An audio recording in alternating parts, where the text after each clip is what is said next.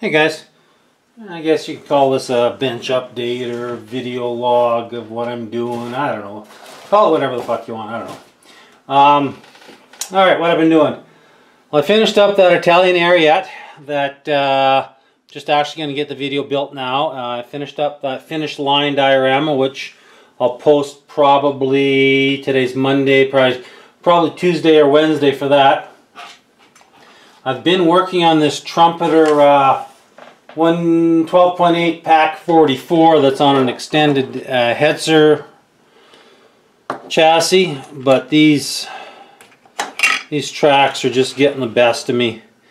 They're kind of Dragon's takeoff of model casting without the detail, without the fidelity of detail. Hey Bill, how's it going, buddy? So yeah, the fidelity of detail of these friggin' Trumpeter link-to-links is driving me absolutely effing nuts, man. I was like, okay, you know what? I can't do anymore.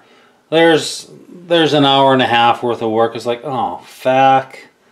I just no, enough. Just no more. No more. So I put that aside and I'm like, okay, do I want to build a Ming? Oh Jesus, the MX-30 detail coming out of the yin yang.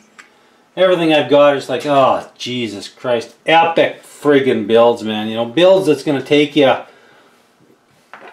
16 weeks to build, and I'm like, no, I'm not gonna do that. There's no effing way I want to spend 2 or 3 weeks on a kit right now. So I pulled out this one. This is the old M4A3 Sherman Lake production. Nice kit, simple.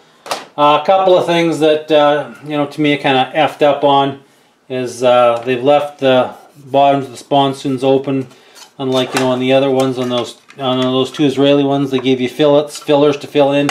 No fillers in these. I don't know if I'm going to even bother filling it in. I think I'm just going to build it. I went with the solid road wheels versus the spoked wheels, mainly because the spoked wheels have just this horrible big thick flash line through it.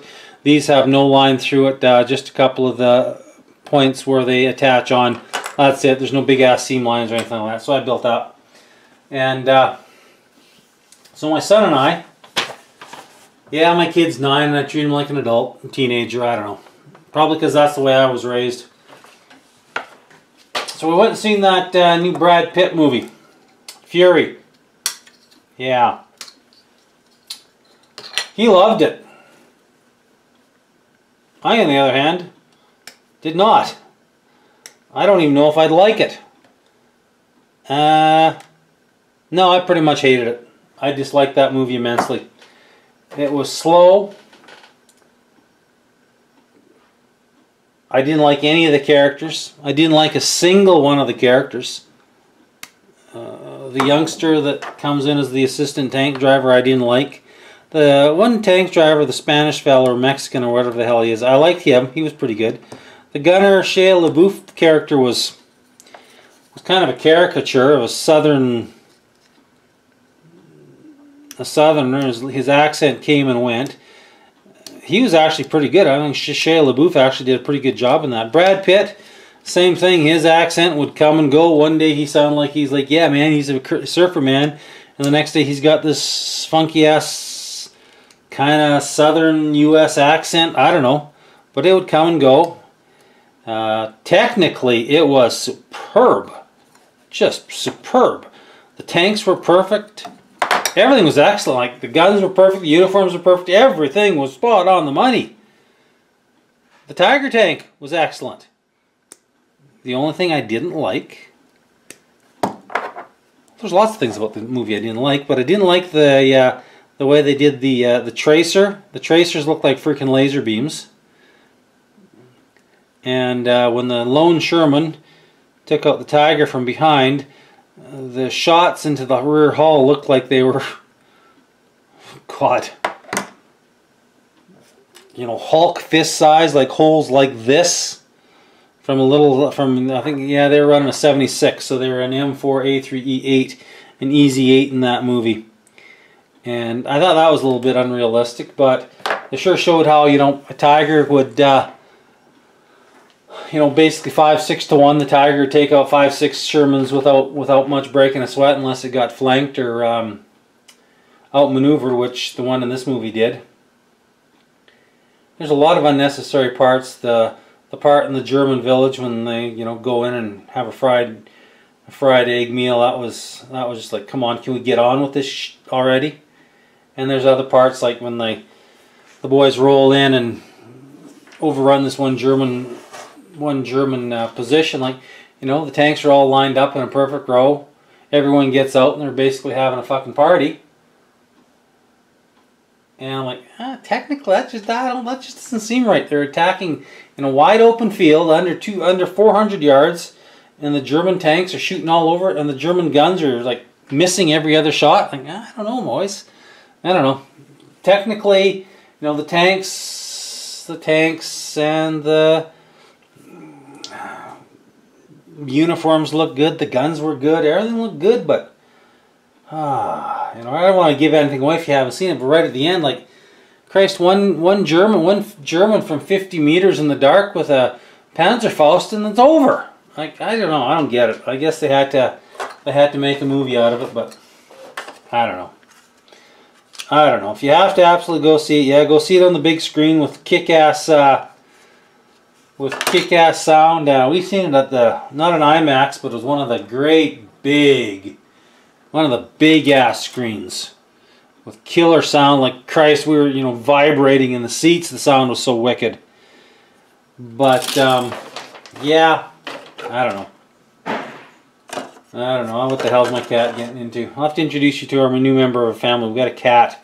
I've had her about a month now, so she's probably pushing, what would she be, 2 months old? Not sure if she was quite a month when we got her. She's a sweet little thing, but my God, just a mooch. Just an absolute mooch. So, yeah.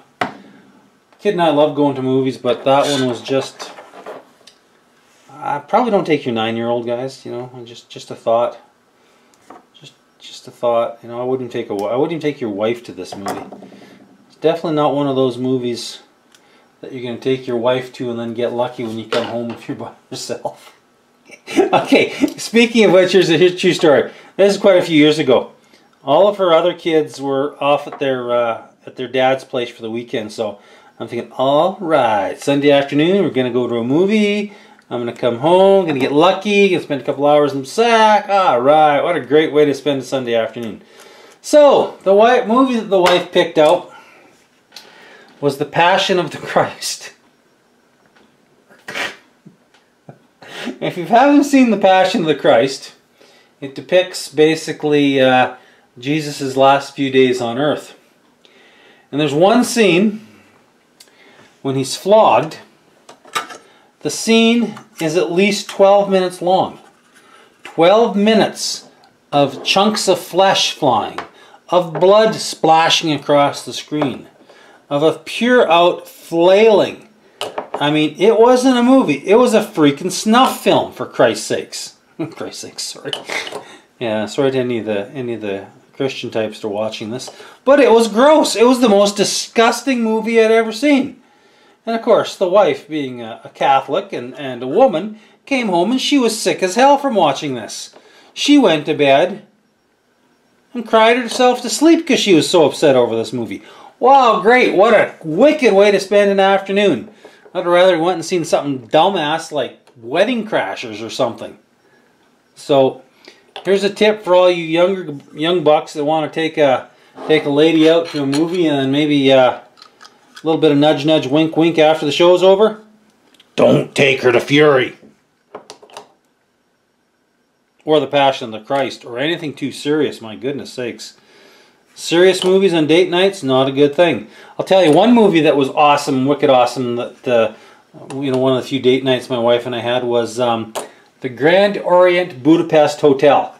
Guys, 5 stars, kick-ass movie. Loved it. One of Ralph Fiennes' best ever roles. You don't know whether to laugh or cry or what the hell to do. Loved everything but the end of it. Wicked great movie. Awesome movie. So, Go get it, go rent it, or see it, or find it on net. I don't know if it's on. No, it's not on Netflix yet. I wish it was, because I'd be watching it. I got Netflix. So anyway, where am I at here? Well, I've been babbling on here for 10 minutes about strictly, absolute, complete bullshit. I did get some figures painted. Well, faces, half-assed. Boys, I've told you this before. I fucking hate doing figures. Let's see if we can get this to work. Is that going to focus? Oh, why doesn't this one work? There we go. Too close. Anyway, these are Zastava. No, Zastava. Zastava is a rifle company. These are Zavestas. And the figures are pretty shitty, but the faces aren't bad. They paint that pretty good. They've got a lot of detail in the faces. Sorry, Zastava. I was thinking about my gun channel. I did a review here the other day on the Zastava rifle. So that was that. And not used to doing this kind of stuff here, but this is kind of fun. This is a nice little this is a nice little kit. And I don't go to model shows anymore. I used to go to model shows all the freaking time. I used to love them. I used to drive to Salt Lake City to go to model shows. And we had them up here, but I just, it was a good excuse to go to Salt Lake City. I love Salt Lake City. Other than that time you have to buy all your booze in Idaho or Montana before you got down there, because at that time, well, booze in Utah was pretty bad. I don't know if it's changed. I understand that they've opened up. Used to have to be bars were private clubs, and you'd have to buy a membership if you wanted to go into the bar. And the hotel bars, you had to be a registered guest before you could drink alcohol in them. Kind of an odd setup, but you know, each to their own. And used to go down there all the time, but man, 14-hour road trip, and then all the expense, and that's gone out. And I just got to a point where I was getting way too competitive. If I wasn't taking home a first or best of shows or this, I was like all pissed off, and just got to a point where, you know what, this ain't fun anymore. To hell with it. To hell with it. So I haven't gone to shows at all. At all. Although I wish I would have. I missed the one show here a couple weeks ago. It was the GOMS Model Fest. I don't know how. It was Thanksgiving weekend. That's the only reason I think that I missed it. But because it was Thanksgiving weekend, I was, you know, doing stuff with my kid and having, you know, getting turkey bird ready and cleaning the house and all doing this kind of stuff. But it started out. I was right in on it when it started out. My good friend Rick Chin, who passed away back in April, and he and I we didn't really have a falling out. It's just that his shop was almost an hour one-way drive from my house. It was in a really disgusting neighborhood that I absolutely hated going to. And I started buying stuff online, and stuff online that was 20, 30, 40% less expensive than some of his kits. And Rick was a good guy, but anybody who knows him knows him. And so, anyway, I found out that he passed away in April, and I didn't find out till September. And that threw me. He was only 63. He was only 14 years older than me, and he passed away of cancer. I knew he had been sick, but I didn't realize he was dying sick. He actually stood up for me at my wedding. He was my best man. So that was kind of a kick in the balls, 63, only 14 years older than me, passing away. And that was a little bit of like, holy crap. One of those life things that you think about, you don't think about, then next thing you know, your best friend that you've known for years isn't with you anymore, and you didn't even know, you weren't even at the funeral because nobody bothered to tell you, and that sucked. That still bothered me, but it is what it is. Can't change it. It's happened. So anyway, I mean, let's face it. I used to go to weekly model get-togethers and go hang out with my one buddy that I haven't seen in ages at his place Sundays. Drink beer, watch football, and build models. And hell, I don't even do that anymore. I just basically sit upstairs and build models. And I got YouTube now, so I got all you guys to hang out with, which is pretty cool. And now, one thing I like about the model community in YouTube, it's so much more positive that I've got another channel over on the gun side of things, guns and tacticals and hunting and shooting, and wow, the amount of douchebag comments over there are just, they're horrible. I've gotten to a point I don't even want to visit my channel over there anymore because of the assholes posting crap. You know, just rip you apart. Just, oh, they're horrible. And for the most part, I don't get that over here. It's nice. You know, you don't get the douchebags. I haven't had a single douchebag comment since I've started doing this. Nothing but positive stuff, and I really appreciate that, guys. So, anyway, enough babble, babble, ramble, ramble. 15 minutes and 33 seconds. I think she's time to say goodbye, boys. And I'll get this puppy posted up here today, and we'll talk to you later. See ya!